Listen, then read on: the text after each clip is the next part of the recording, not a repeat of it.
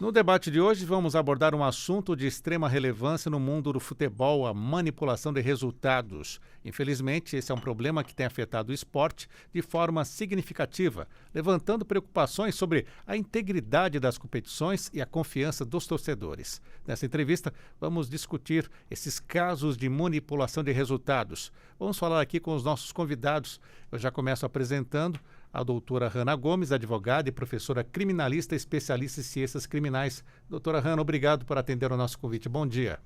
Obrigada, Sérgio. Eu que agradeço o convite. É uma honra estar aqui presente mais uma vez com você no programa. Também está conosco o advogado especialista em direito desportivo e presidente também da Comissão de Direito Desportivo da OAB do Distrito Federal. Doutor Luciano Pinheiro, bem-vindo. Bom dia. Bom dia, Sérgio. Muito obrigado. Bom dia, Hanna. Doutor Luciano, vou começar com o senhor a respeito desse assunto que envolve as apostas, a manipulação de resultados. Quando que surgiu esta questão que envolve as apostas? Porque até pautamos uma vez aqui na Rádio Justiça essa questão das apostas, os sites anunciando e não era nada aqui no Brasil. O senhor pode fazer um retrospecto dessas questões que envolvem as apostas? Sim, Sérgio. Na verdade, a aposta no Brasil, ela chega lá nos idos de 1990. Iniciozinho de 1990, já se conhecia alguns sites onde se operava aposta esportiva, se operava outras modalidades como o pôquer, cassino online. Isso chegava. Essas empresas, elas funcionam no exterior e disponibilizam link, inclusive tudo traduzido já para o português, então para facilitar o acesso do brasileiro, porque a gente tinha aqui no Brasil, como era muito embrionária a questão da internet e da questão criminal, que a doutora Hanna pode falar melhor do que eu, mas a gente vivia uma zona que a gente chama no direito esportivo de uma zona cinzenta. A gente não sabia se, na verdade, havia uma ilegalidade. O jogo no Brasil era proibido, é proibido ainda, né? Mas como os sites estavam operando fora do país, ainda tinha uma dúvida, as empresas se sentiam confortáveis, havia um problema de sistema de pagamento, mas isso funciona desde a década de 90, tá? Veio se difundindo com o aumento do acesso da internet, isso nos anos 2000, e agora na última década isso realmente explodiu. Quando em 2018, ainda no governo Temer, o governo percebeu, né, tardiamente, é verdade, percebeu que era um movimento que não dava para ir contra mais. Já estava difundido de uma forma que não ia se conseguir mais proibir. Então, o que o governo fez ainda em 2018, editou uma lei 13.756, que era uma lei que, curiosamente, cuida do sistema de financiamento do fundo penitenciário. E uma das fontes de financiamento desse fundo penitenciário era justamente o imposto que seria cobrado com a aposta esportiva, sim, que a lei chama de aposta por cota fixa, né? Essa lei 13.756, então, ela legaliza a aposta esportiva no Brasil, não é o jogo de uma forma geral, só a aposta esportiva, a aposta de cota fixa, e só que ela continha uma previsão de que para o funcionamento regular das casas, a lei precisava ser regulamentada. Então, o governo, a própria lei estabeleceu um prazo de 2 anos, prorrogável por mais 2 anos, para vir esse regulamento. E até hoje esse regulamento não veio. Isso desde quando, então, que o senhor falou? 2018, dezembro de 2018. Foi uma das últimas leis do governo Temer. E então, a lei pende ainda de regulamentação, não existe regulamentação. Então, todas as casas que hoje funcionam no Brasil, continuam fazendo propaganda, elas não funcionam de forma regular, né? Aí mais para frente a gente vai fazer que o governo atual parece que tem com uma preocupação maior e já tomou algumas iniciativas interessantes aí. Doutora Hanna Gomes, apostas, como o direito penal trata deste capítulo? Sérgio, para o viés criminal, como o doutor Luciano bem trouxe para a gente, ele ainda é considerado crime no Brasil, né? Na verdade, uma infração penal prevista lá na Lei de Contravenções Penais, no artigo 50 da Lei de Contravenções Penais, dizendo que a aposta, né, os jogos de azar, são vedados pela legislação brasileira, havendo uma pena de pequeno potencial ofensivo, processada lá no juizado especial. E aí você tem, propriamente, os cassinos, né? Você tem o jogo do bicho, você tem aquelas loterias que não são regulamentadas, que não são as legítimas da Caixa Econômica Federal, por exemplo. Você tem algumas situações da vida prática que são restritivas, são restritas justamente por causa desse artigo 50 da Lei de Contravenções Penais. Mas, justamente pela taxatividade, pela reserva legal, que são princípios do direito penal que prevêem que só é crime aquilo que está devidamente positivado na legislação, nessa manobra, mas não de forma pejorativa, nessa interpretação da lei, a Lei 3.756 trouxe as apostas esportivas como uma aposta fixa, num valor fixo, saindo da possibilidade de interpretação de jogos de azar, que encaixaria lá na Lei de Contravenções Penais, na proibição do artigo 50.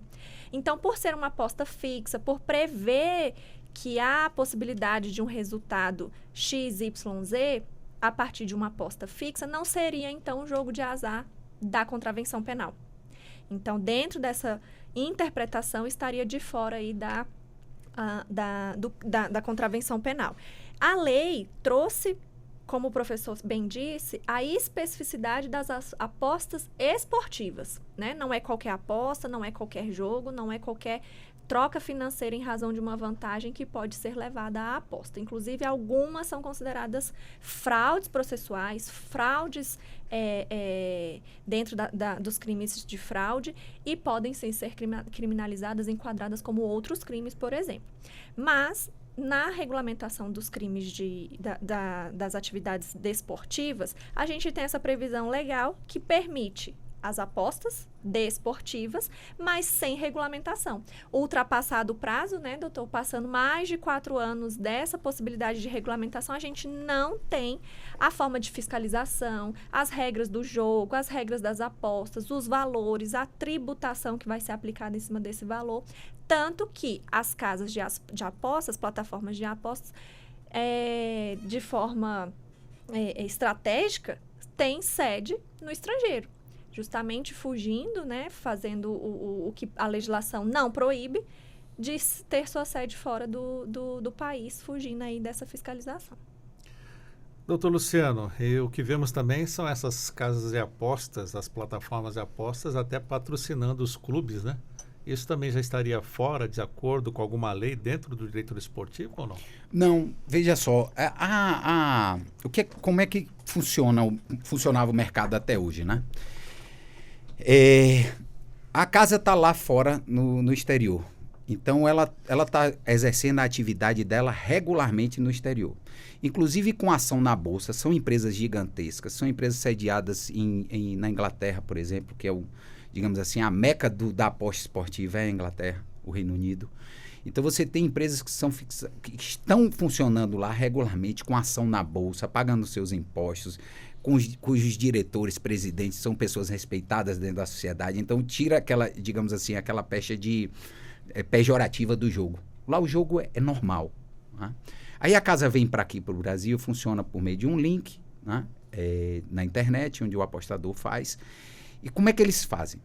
Normalmente, eles colocam na camisa o patrocínio dos clubes de futebol, eles colocam um site que tem o mesmo prefixo, né? O mesmo prefixo, mas a extensão diferente. Em vez de ser .com, é .net, alguma outra coisa. Onde o jogo é gratuito. Né? Fixa a marca, a ideia no consumidor, no apostador da marca, mas quando você acessa o site, o jogo é gratuito. Mas lá dentro você consegue descobrir que tem jeito de você fazer a aposta. Então, é um mecanismo que essas casas utilizam, legal, lícito, de fazer esse tipo de patrocínio. Como eu estava dizendo agora há pouco, esse governo deu um passo adiante. Ele editou uma medida provisória ainda sobre esse assunto. Ele editou uma minuta de medida provisória para alterar a Lei 13.756. Dentro dessa minuta, vai ser tomada uma medida muito inteligente, que é o seguinte: a casa, para funcionar no Brasil, ela tem que ser autorizada. Você tem que ir até o Ministério da Fazenda, num órgão que eles vão estabelecer lá, pedir uma autorização, pagar uma taxa, se colocar conforme a legislação brasileira, todo o regulamento de tudo. A partir desse momento, você vai operar regularmente. E só essas casas vão poder patrocinar clubes no Brasil. As casas que não funcionam regularmente no Brasil, não vão funcionar regularmente no Brasil, essas que estão lá no exterior, que disponibilizam o link, não vão poder patrocinar. E como é que eles vão coibir isso? Eles vão em cima do patrocinado. Como eles não podem ir na casa lá, que está funcionando na Inglaterra, na Ilha Caimã, ou onde quer que seja, ele vai no clube que está sendo patrocinado, ou na TV que está fazendo a propaganda e diz assim, vocês estão infringindo a lei. Vocês não podem receber patrocínio e nem receber propaganda dessa casa, porque ela não é autorizada. É uma medida muito inteligente. Por quê? Porque o apostador, ele não vai ser levado a apostar numa casa não regular. Ele vai procurar a casa que é regular. A única que vai poder fazer propaganda. Você vê que já muda com a regulamentação, pelo menos esse aspecto da ilegalidade do jogo já muda bastante e é bem interessante. O governo tomou essa medida, é uma medida muito inteligente. Doutora Hanna, quem está fazendo essas apostas hoje? Está cometendo alguma irregularidade? Veja, como não há proibição, né, no ordenamento jurídico, como tem a regulamentação, a parca regulamentação, né, a autorização da Lei 13.756 de 2018, não há um crime, não há uma irregularidade. Até porque, conforme a interpretação, não é um jogo de azar, não é um jogo que dependeria da sorte ali enquadrado lá na Lei de Contravenções Penais. Portanto, a pessoa não estaria incorrendo em uma infração penal, em uma ilicitude.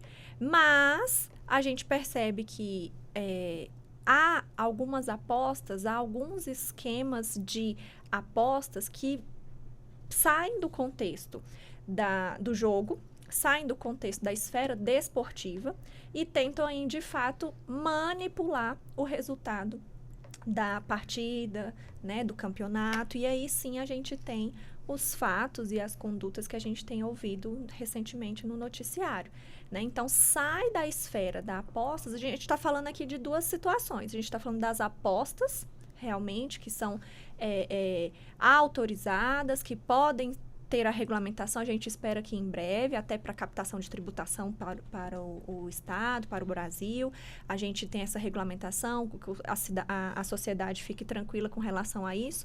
Mas a gente tem a esfera criminal, a gente tem a esfera das fraudes, a esfera das manipulações. E aí essa palavra manipulação vem trazer essa ideia de pejorativa em cima das apostas, o que descredibiliza, né, traz aí uma ofensa à integridade de todo o desporto brasileiro.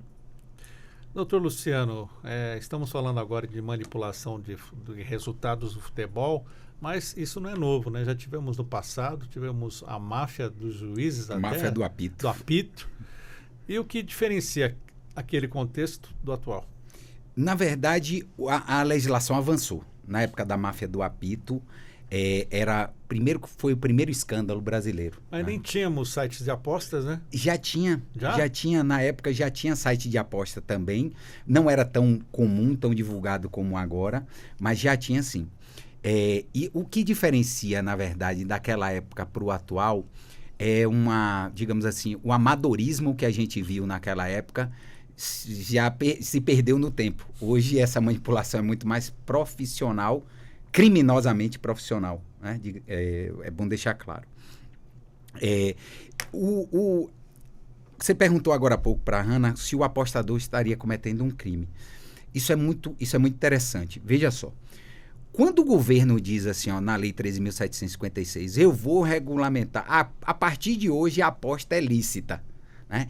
Eu vou cobrar imposto sobre isso. Como é que ele vai criminalizar a atitude do particular, do cidadão, de fazer uma aposta esportiva, se ele está dizendo que ele mesmo vai cobrar imposto sobre aquela atividade? É incompatível, né? Então, eu sou da opinião mais severa, dizendo que hoje o apostador absolutamente não comete nenhum tipo de licitude, seja de contravenção penal, seja de crime. Porque se o governo está dizendo que a atividade é lícita e não regulamentou, aí o problema é administrativo, deixou de ser criminal. Uma falha do próprio Estado, né? Uma falha do próprio Estado. Então, o apostador não é mais criminoso, nem contraventor penal por estar apostando, né? E voltando aqui ao assunto da manipulação, eu dizia há pouco, quando a gente estava no ar, que quando eu comecei a dar palestra sobre aposta esportiva, ainda em 2018, eu não queria falar sobre manipulação de resultado, porque eu achava que a gente tinha que falar dos aspectos bons da aposta esportiva, porque tem muito benefício que traz a aposta esportiva. benefício de tributação, benefício de patrocínio, benefício de movimentação do jogo, das partidas, dos campeonatos, dos interesses também. Tem pessoas que não gostam de determinado esporte e passam a se interessar pelo esporte por conta da aposta. Porque vai jogar, nem que seja pouquinho, R$5, R$10, vai apostar naquele evento e vai ficar torcendo para que o resultado que ele apostou saia. Então, eu não gostava de falar sobre manipulação de resultado agregado à aposta de cota fixa ou aposta esportiva. Mas o cenário mudou. De fato, agora com as recentes notícias aí de Goiás, do Ministério Público investigando nessa operação apito final, que eu achei curioso porque o apito final, com certeza não é final, né? O nome é bem interessante, mas com certeza não é final, porque isso é uma chaga, infelizmente, que a aposta esportiva tem e que a gente tem que combater e não vai acabar por aí não, mas dá para controlar. E já que estamos falando de apito final, doutora Hanna, temos aqui uma notícia vinda de Goiás, né? Justiça torna réu 16 pessoas por fraude em resultado de jogos de futebol, diz o Ministério Público. Essas pessoas, elas podem ser penalizadas com o quê? Bom, a gente tem, Sérgio, lá na Lei 10.671 de 2003, o regulamento do torcedor, né? O Estatuto do Torcedor, que defende, traz ali as possibilidades de manifestação da torcida organizada, das torcidas brasileiras, traz como a competição também pode ser regulamentada, a própria prática desportiva, mas também traz crimes, né? E a gente tem a fraude prevista lá na lei 10.671. Então, essa fraude, para manipular o resultado, qualquer pessoa que esteja envolvida, seja o jogador da ponta que está lá praticando uma conversa com o aliciador, a pessoa que está em campo jogando, o goleiro, o árbitro, o técnico, qualquer pessoa envolvida, qualquer ator do desporto, do esporte, pode praticar essa conduta fraudulenta e ser enquadrado lá no crime de manipulação do resultado pela fraude. Essa pena do crime pelo Estatuto do Torcedor prevê 2 a 6 anos, ou seja, não vai ser processado no juizado especial, não vai receber, em tese, os benefícios da lei do juizado especial, vai levar o processamento e o julgamento da causa para a esfera comum, não é passível um acordo de não persecução penal a depender da conduta efetivamente praticada. Então, a gente percebe que há um rigor para a manipulação, para a fraude em cima dos resultados, em cima da prática desportiva. Além desse crime, além da fraude na manipulação do resultado, a gente tem os crimes possíveis de integrar, manter, organizar, compor a organização criminosa, que é um crime autônomo, né? Só verificando ali que aquela pessoa já participou, já se organizou, captou alguma outra pessoa, cooptou alguém, fez a manipulação de alguém ali dentro de uma organização, dentro de um núcleo de 3 ou mais pessoas, pode estar inserido no crime de organização criminosa. Além disso, a gente tem a possibilidade do estelionato, a possibilidade das pirâmides, a possibilidade dos consórcios ilegais com relação às apostas também. Consórcio de apostas? Como é isso? Sim, ficam fazendo aposta em cima de aposta e aí combina um resultado final ali para quem tiver um maior número de acertos, por exemplo. Além disso, a gente percebe que pelo noticiário, pelas denúncias que a gente vem tendo acesso, que há também os crimes de ameaça, né? Os crimes de extorsão com relação aos resultados, ou seja, ganhou, não pagou ou pagou e a atividade proposta, né, aquela manipulação, a fraude não foi efetivada, a gente percebe que há a cobrança desses aliciadores, desses criminosos, por parte aplicada em cima do jogador, em cima daquela pessoa que que prometeu aquela conduta para garantir a fraude. E ameaças às suas famílias, né, a terceiras pessoas envolvidas na situação, aumentando a periculosidade, o risco dessas práticas na nossa sociedade. O que precisa, sim, de uma observação, precisa de uma investigação apurada, precisa de um processamento incólume para que não haja nenhuma fraude, para que não haja nenhuma nulidade dentro desse processo e que venha uma punição devidamente justa, uma punição exemplar, a fim de prevenir novas práticas. É um cenário bem preocupante, né, que a doutora Hanna descreve para nós. Doutor Luciano, o senhor escreveu 2 livros junto com o doutor Maurício Correia da Veiga, Os Símbolos do Desporto, Aspectos Jurídicos, estou mostrando aqui para quem acompanha a gente pelo YouTube, e também os estudos de direito desportivo. Nessas publicações, o senhor já tratava dessas apostas? Já tratava de apostas, Sérgio. Especificamente no livro sobre os símbolos, onde a gente estuda a propriedade intelectual dos clubes de futebol, especificamente dos clubes de futebol, o direito que eles têm sobre seus escudos, sobre os seus nomes, bandeiras, flâmulas. Tem um capítulo que a gente trata especificamente sobre aposta, sobre a necessidade ou não dos sites de apostas pagarem aos clubes pelo uso desses símbolos, né? E no outro livro, Estudo de Direito Esportivo, aí já com a lei em vigor, a 13.756, a gente foi mais a fundo e quis explicar um pouquinho como funciona a aposta esportiva, como funciona a aposta por cota fixa.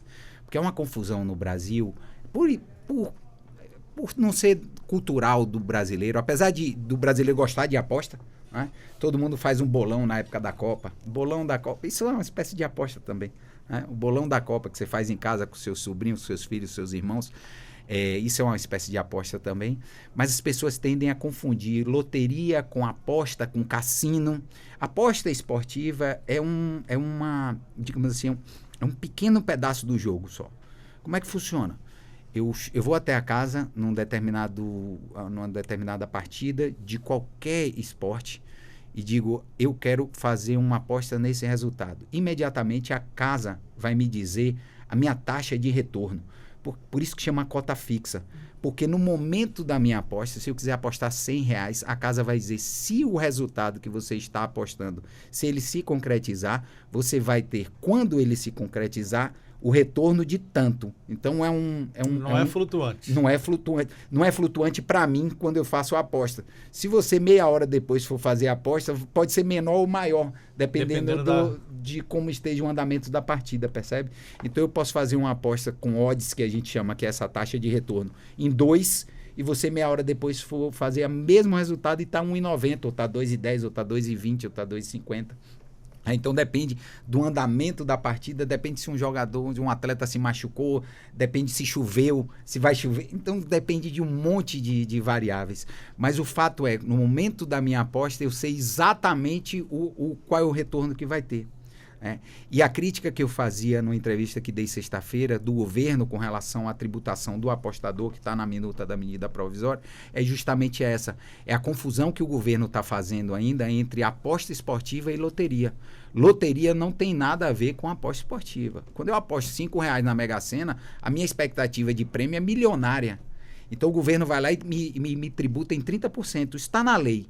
30% do prêmio da Mega Sena acima de R$ 2.112, que é a primeira faixa de isenção do imposto de renda, eu tenho uma tributação de 30%. Ok, para a loteria isso ok, porque a taxa de retorno de uma loteria é absurda, né?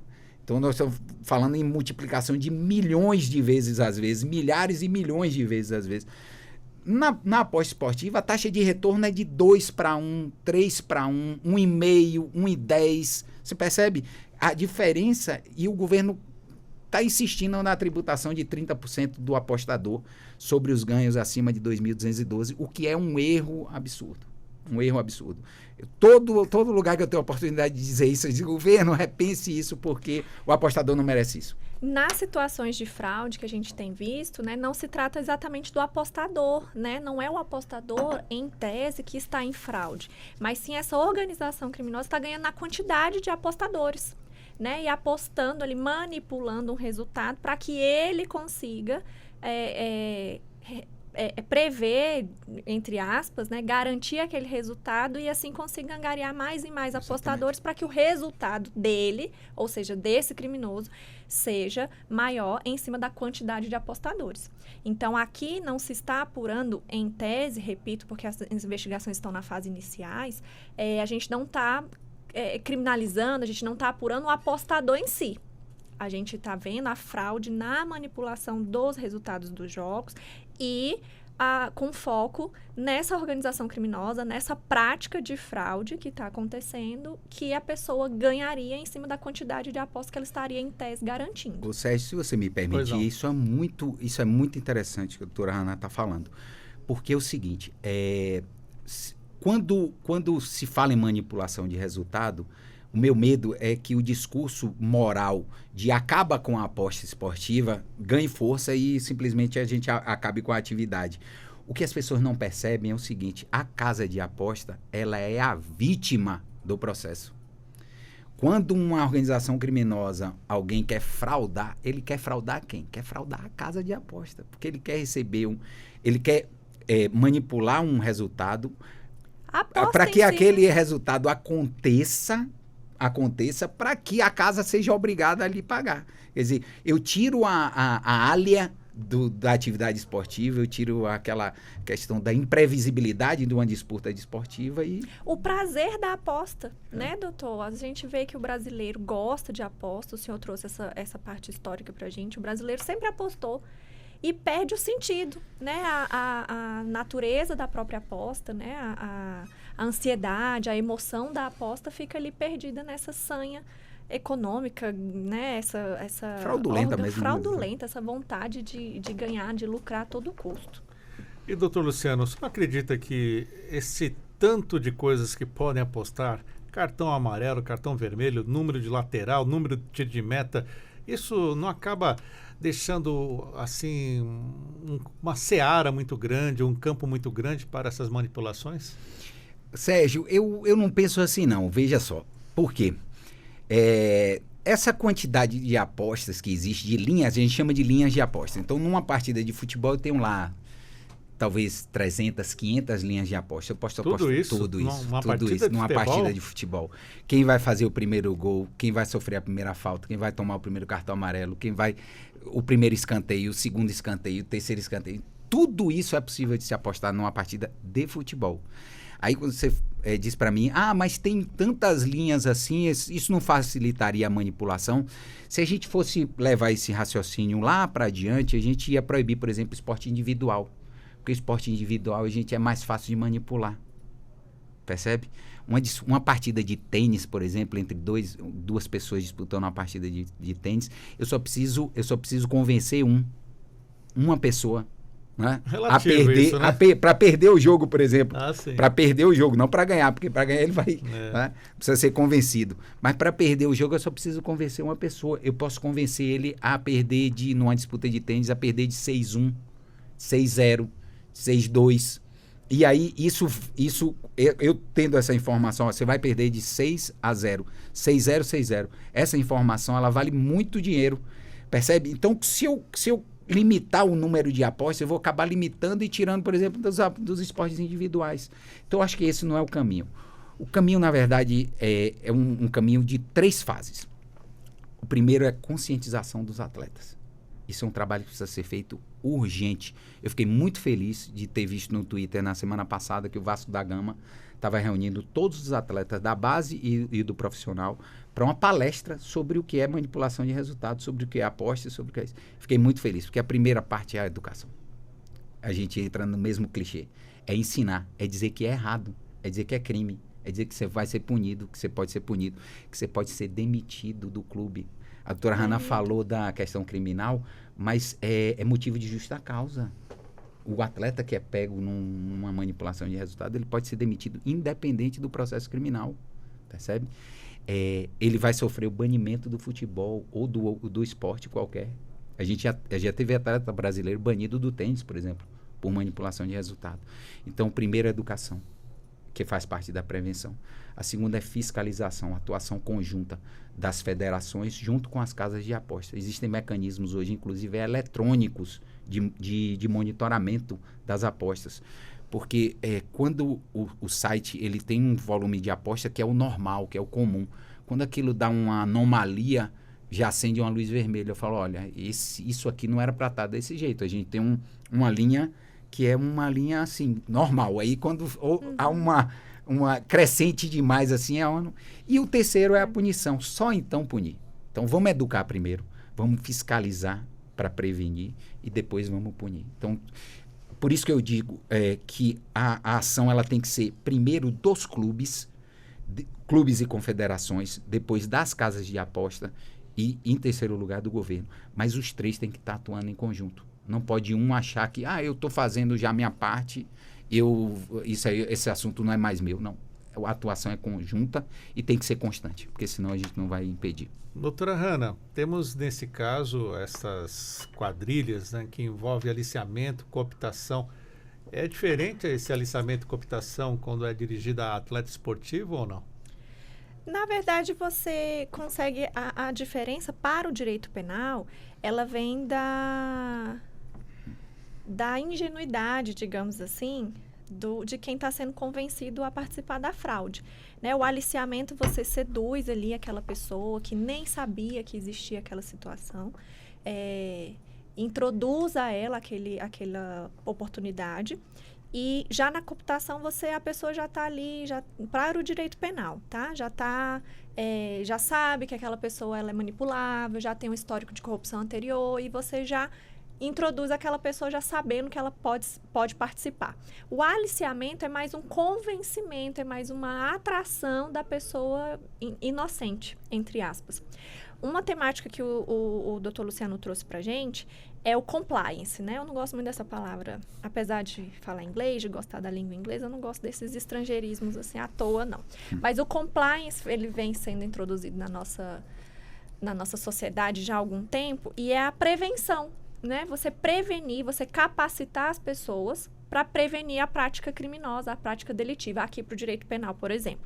Então, achei muito interessante. Hoje a gente já tive a notícia ontem à noite que alguns clubes estão formulando cartilhas, estão capacitando, fazendo palestras com seus atletas para que haja essa conscientização, a educação. O direito penal, eu chego depois. Né? Eu costumo dizer para os meus alunos, eu costumo dizer que o direito penal ele chega depois da marcha social. Ou seja, o crime aconteceu, vem o direito penal para processar e punir. Não adianta. Né? É preciso que a gente tenha a prevenção, a educação, civilidade, urbanidade, conscientização das nossas leis. Por quê?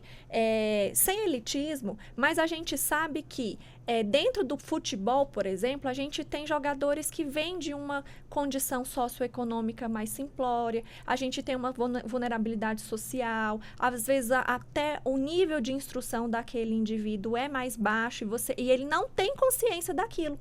E às vezes a sedução de ganhar 45, 50 mil num cartão amarelo que ele já levaria normalmente, é fácil, mas isso é crime.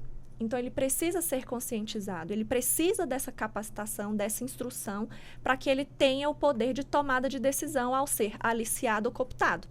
E aí ele vai informar o dirigente do clube, ele vai informar o seu superior hierárquico ali, o técnico, por exemplo, ou ele mesmo vai oferecer a notícia crime para a autoridade policial, ali dentro dos mecanismos de denúncia, e cessar essa prática criminosa, pelo menos ali no ponto que foi cometido contra ele, tentando ali seduzi-lo. Então, a prática do compliance, a prática da prevenção, da capacitação, da educação, ela é extremamente importante. Como o professor também disse, somos todos atores nessa sociedade. Não basta jogar a culpa para o Estado, porque a lei não tinha regulamentação. Mas o time de futebol também não instruir os seus jogadores.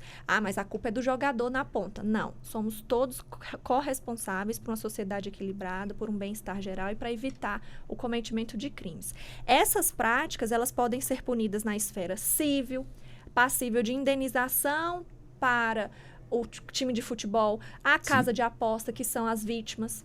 A gente tem a esfera trabalhista, que esse jogador ele pode ser demitido por justa causa, ele pode ter o seu contrato rescindido, né? Perder ali, pagar uma multa, por exemplo, em razão das suas condutas.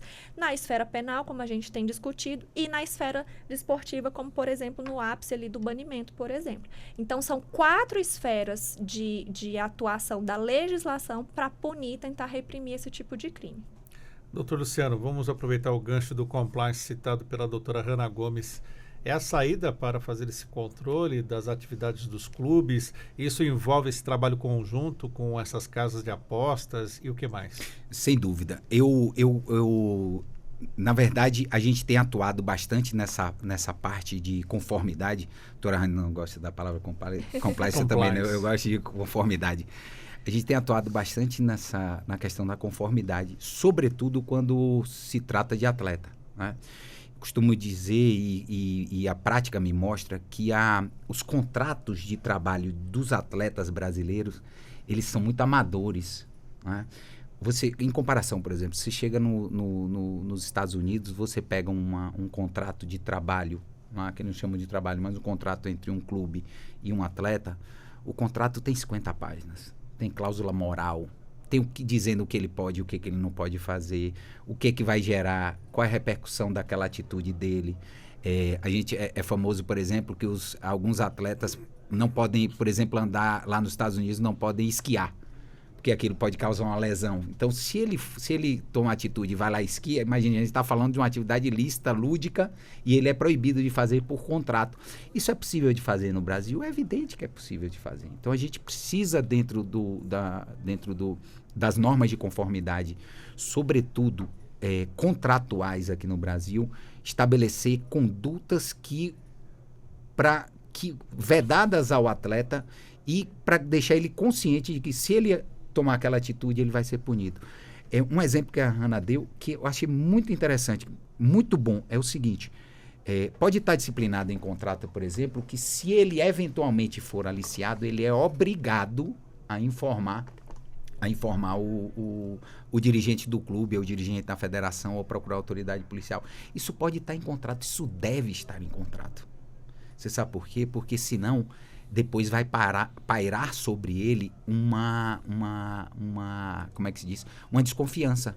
Porque se ele não denuncia no momento que ele é aliciado e ele num determinada partida ele toma um cartão amarelo duvidoso, se a polícia estiver investigando e viu lá, não, ele foi aliciado, não denunciou, é possível que ele esteja envolvido. Às vezes e não coloca em risco toda a integridade do desporto. Toda. Aquela partida que ele participou pode ser comprometida, pode ser investigada, o clube pode ser investigado, ou seja, tem consequências ali terríveis com relação à ausência de conduta exatamente. proatividade. E o clube, ele deve fazer isso, Sérgio, porque é o seguinte: o maior ativo do clube é sua imagem. O clube trabalha com sua imagem. Ele só recebe patrocínio, ele só tem torcedor por conta da sua imagem, da sua integridade. Que é um patrimônio, né? Um patrimônio. Tem valor. Quando você tem atletas, né, atirando contra essa integridade, né, do clube, essa imagem do clube, você tem um problema. Então, é possível penalizar o atleta, sim, quando ele faz isso, né? Estamos falando de uma realidade dos grandes clubes, que é muito mais fácil ter uma estrutura, tem o dinheiro, tem os patrocínios, mas é a realidade dos clubes pequenos. Como o senhor acompanha também isso e a dificuldade dessa fiscalização? Veja, claro, quando a gente fala de clubes maiores e a gente tem essas possibilidades, de, por exemplo, de ter um departamento jurídico para fazer um contrato, mas a federação pode atuar nisso. As federações de clubes, elas podem e devem atuar nisso. Por quê? Para o clube funcionar, por menor que seja, ele participa de um campeonato da Série D do brasileiro, ele obrigatoriamente tem que estar federado, ele tem que estar na federação do seu estado, ele tem que estar sob a tutela da CBF, estou falando de futebol, e, por último, da FIFA. Então, isso não depende, digamos assim, de uma atitude só dele. Isso pode partir das federações e parte, tá? Algumas mais, outras menos, federações e confederações, porque aquele clube, para o clube ele entrar no campeonato, ele obtém, a lei prevê e os regulamentos das federações prevê que ele tem uma licença para jogar, né? Ele tem que estar direitinho ali, ele tem que ter a divisão de base, ele tem que ter isso, tem que ter aquilo, tem que ter um monte de coisa para poder... Tem que ter o futebol feminino. Tem que ter o futebol feminino para poder se inscrever e ter essa inscrição, essa licença para disputar o campeonato. Então, para a federação é muito tranquilo exigir dele que tenha conformidade de... Tem um programa, por exemplo, de conscientização dos atletas contra a manipulação, que a própria federação pode disponibilizar. Colocar a gente tem como condicionante, né? Como condicionante a licença. A gente tem um projeto aqui que eu estou desenvolvendo aqui na OAB, na Comissão de Direito Desportivo, para levar para a Federação de Brasília e para os clubes de Brasília, gratuitamente, uma aula, uma palestra sobre manipulação de resultado.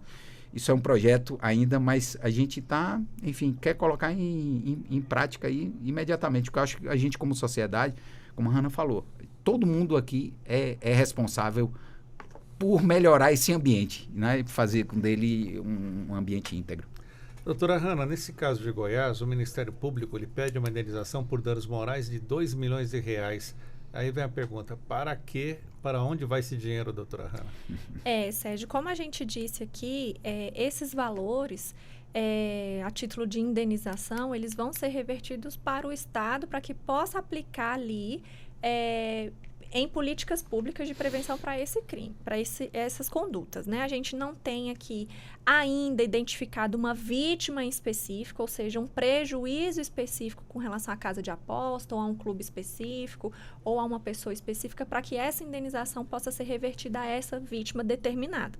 Havendo a investigação de forma geral, como somos todos vítimas desse sistema de fraude, a gente percebe que a intenção do Ministério Público é punir devidamente, até porque o crime, a punição prevê pena de multa, e essa multa pode ser revertida para o Estado a fim de aplicar em políticas públicas. Além disso, a indenização, a partir do quanto, né, dos valores que foram circulados ali, não havendo essa vítima específica pré-determinada para que ela seja ressarcida, né, indenizada, o Estado, toda a coletividade será indenizado por essa prática. Doutor Luciano, chegou-se a ventilar a possibilidade de suspender as atividades, né, o campeonato. O que você acha disso? Eu acho muito improvável que isso aconteça, né? Esses eventos, eles são eventos, apesar de chocantes, eles são isolados. Isso não atenta contra a integridade do campeonato. Fala muito mais sobre pessoas do que sobre clubes, sobre a organização do campeonato. É claro que esse evento é chocante, mas a gente... não posso dizer que foi bom que aconteça, mas foi bom que tenha vindo à tona para que atitudes sejam tomadas, mas atitudes razoáveis, né? Prevenção, fiscalização e punição. Daí a dizer que vai suspender campeonato, acho isso muito improvável. Acho que o presidente da Confederação Brasileira de Futebol, inclusive, já veio a público dizer que isso não vai acontecer e não tem razão, efetivamente, de acontecer, né? Eu acho que a gente pode tomar outras atitudes aí muito antes de radicalizar desse ponto. O senhor falou sobre a MP das apostas esportivas. Esta MP, o seu texto, o texto dessa MP, ela vai coibir também essas práticas ou está apenas preocupada com a arrecadação?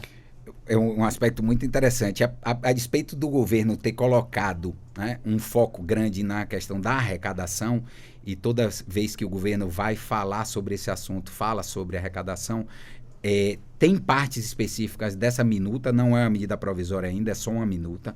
Tem partes específicas aqui na minuta da MP que tratam da manipulação de resultados, por exemplo, obrigando as confederações e federações a terem programas de prevenção, né? E junto com as casas de apostas. Mas eu quero lembrar que esse texto de medida provisória, se ela for editada da forma como está, ela vai para o Congresso Nacional. O Congresso Nacional pode, evidentemente, alterar o texto, né, antes de virar lei. E neste momento, hoje é terça-feira, está acontecendo a CPI da manipulação de resultado na Câmara. Então veja como está tudo conectado para sair um resultado bom. A Câmara está fazendo uma investigação sobre a manipulação de resultado. Normalmente essas CPIs, além dos relatórios finais, eles são produzidos projetos de lei de alteração da legislação, ou seja, para aumentar as penas ou para tomar outras medidas de prevenção. Então, eu acho que nós estamos num caminho interessante, né? A Câmara preocupada com o assunto, o governo também preocupado com o assunto, a união dos dois pode sair um resultado bem interessante aí para a gente prevenir a manipulação de resultado. E dentro dessa MP das apostas esportivas, doutora Hanna, temos também algo da área penal? A gente tem uma previsão de maior regulamentação das condutas, né, na esfera administrativa, não na tipificação de crimes, né, que seria uma alteração do Código Penal ou uma alteração dentro do Estatuto do Torcedor. A gente não viu isso no texto, é uma preocupação, mas como o professor Luciano trouxe, a gente percebe que há uma preocupação maior com a regulamentação da atividade das apostas e com a atividade econômica ali envolvida, né? Então, a criminalização das condutas, ela já está tipificada, já é o suficiente, né? Repito, não é o direito penal que vai resolver essas questões, não é criar crimes ou recrudescer penas que vai resolver o problema da sociedade, mas sim uma capacitação das pessoas, de todos os atores da sociedade, uma formulação de uma lei forte que regulamente, que tente prever todas as possibilidades da atividade, né? E que traga ali uma segurança para o apostador, para o atleta, para as casas de apostas, para que haja a atividade de forma lícita, de forma segura e não criar mais tipos penais. Há projetos de lei, sim, para maior criminalização, mas acredito que é uma bancada populista, uma bancada aproveitando-se da temática para parlamentares, né, terem voz para ganhar ali do seu eleitorado, porque a tipificação já existe. Já tem na legislação penal, já tem na legislação específica, que é o Estatuto do Torcedor, já há previsão criminal. A gente tem a esfera desportiva criminalizando, processando e punindo na esfera esportiva, e a gente tem a esfera civil, trabalhista e criminal devidamente regulamentada. Então, não é a criação de tipos penais. Na minuta, na proposta, a gente não viu mais criminalização ou um reforço da pena prevista, mas sim uma preocupação maior com a regulamentação, principalmente das questões econômicas e da própria atividade. Tem um aspecto interessante ligado a esse tema. Na minuta, está listada as pessoas que não podem fazer aposta. Isso eu só achei interessante, porque eu estudei o regulamento de Nevada, que é o estado americano onde é possível a aposta esportiva. Nos Estados Unidos não é todo estado que pode, não. Mas Nevada é um deles. Lá em Las Vegas pode aposta esportiva. E o regulamento de lá, ele discrimina todas as pessoas que não podem fazer parte de uma operação de aposta esportiva.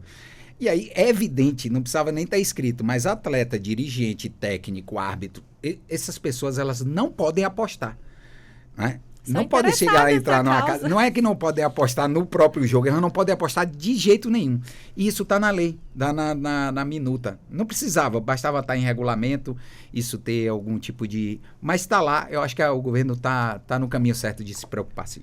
E podemos... Pois não, Hanna. Um tema importante, já que o professor trouxe a temática americana, é a Convenção de Macolin, né, que é uma preocupação no plano internacional. O que é essa convenção? É uma espécie de tratado internacional de alguns países que versa sobre a promoção da integridade no desporto. A integridade, tentando... conscientizar, trazer o assunto à tona, mas também estabelecer normas e diretrizes no plano internacional, aplicáveis a todos os signatários, para a prevenção dos crimes de manipulação e fraude nos resultados desportivos. Então, o Brasil é signatário, Portugal é signatário, basta fazer aplicar o que já se comprometeu no plano internacional, né? A partir dessa minuta, a partir da fiscalização, da regulamentação das casas de aposta devidamente, né, fazendo com que a legislação seja aplicada a todas as esferas. Doutor Luciano, para concluirmos então, o Brasil não pode perder este momento, esta oportunidade então, para tratar de vez dessa questão que envolve as apostas e as suas casas de apostas? Não pode, Sérgio. A gente está atrasado já. A gente tem pelo menos 4 anos atrasado. Acho que o governo está no caminho certo. A pessoa responsável lá, o doutor Mansur, é uma pessoa entendida do assunto. Ele que está responsável dentro do Ministério da Fazenda por fazer essa regulamentação, de redigir essa minuta da medida provisória. É uma pessoa que entende do assunto. E eu acho que o governo está no caminho certo de tomar iniciativa. O Brasil precisa regulamentar. Só regulamentando é que a gente vai ter uma atividade que eu chamo de lúdica, mas uma atividade saudável, né? Dentro de normas de conformidade e sem fraude, sem crime, sem nada. Vamos em frente, que eu acho que estamos no caminho certo. Acho que estamos num momento muito apropriado para isso. Doutora Hanna Gomes, o tempo está acabando, já parto agora para as considerações finais. Primeiramente, obrigado por estar conosco aqui nos estúdios da Rádio Justiça, advogada e professora criminalista, especialista em ciências criminais. Doutora Hanna Gomes, suas considerações. Obrigada, Sérgio, mais uma vez. Obrigada pelo convite, professor, doutor Luciano. Muito obrigada pelo debate. Aprendi muito. Acredito, Sérgio, que é um tema muito importante, é um tema que rende assunto nas esferas mais diversas da nossa sociedade, não só na legislação, né, não só na esfera criminal, na esfera legislativa mesmo, na esfera do direito. Por exemplo, todos nós conhecemos um colega, um amigo, ou nós mesmos somos aficionados por futebol. Né? Brasil é o país, a terra do futebol, a terra da bola. Nós adoramos esse esporte. Rende muito, é um contexto que pode reverter de forma econômica para a sociedade. Então, precisa de regulamentação, precisa de atenção das autoridades, mas também de cada um de nós dentro das nossas atividades. Seja como apostador, como apreciador do esporte, seja como atleta, como ator dessa sociedade, a gente precisa respeitar a legislação e receber essa nova regulamentação que está por vir. A senhora aposta em partida de futebol? Não, nem sei o que é bola e costumo dizer que eu só jogo praga. Muito obrigado também ao advogado, especialista em direito esportivo e presidente da Comissão de Direito Esportivo da OAB do Distrito Federal, melhor, Direito Desportivo também, Dr. Luciano Pinheiro. Obrigado por estar conosco, suas considerações finais. Ô Sérgio, obrigado pelo convite, obrigado, doutora Hanna, aprendi muito. Eu não entendo absolutamente nada de direito criminal, viu? Minha área é desportiva trabalhista, propriedade intelectual. Então, para mim foi uma aula, um prazer enorme estar com a doutora Hanna aqui. Você perguntou para ela se ela aposta, ela disse que não. Eu aposto, eu acho que é uma atividade que acrescenta ao esporte, eu gosto da aposta. Evidentemente que faço disso uma atividade prazerosa, lúdica, sem exageros, em valores que não são irrisórios, só para dar aquele gostinho, só para dar aquela emoção a mais no esporte. Eu acho que dentro desse contexto, a atividade da aposta ela é bacana, ela é salutar, viu? E traz benefícios, como a Hanna disse, de impostos para o Brasil, de patrocínio para os clubes, de movimentação do esporte. E a atividade bem regulamentada, a gente não vai ter problema, não. A gente vai ter o desenvolvimento desse mercado aqui no Brasil de uma forma bem bacana. Você aposta também em cartão vermelho, cartão amarelo? Não, eu aposto mais no tênis. Eu gosto de jogar tênis e eu acompanho o mercado do tênis, então eu aposto mais no tênis do que no futebol. Só resultado. Não tem número de queda do jogador? Não tem. Viu? Muito obrigado. Muito obrigado mais uma vez aos nossos convidados. 11 horas em ponto, Revista Justiça de hoje fica por aqui. Apresentação e edição de Sérgio Duarte, produção Leandro Bezerra, trabalhos técnicos Luiz Alves, programação musical Josemar Fernandes, coordenação de jornalismo Bárbara Michelini, Secretaria de Comunicação Social, Supremo Tribunal Federal. Nossos agradecimentos também você que nos acompanhou pelo YouTube da Rádio Justiça e futuramente você vai encontrar também essa entrevista lá disponível para você ver quando quiser. Vem aí o Regra do Jogo e já eu volto.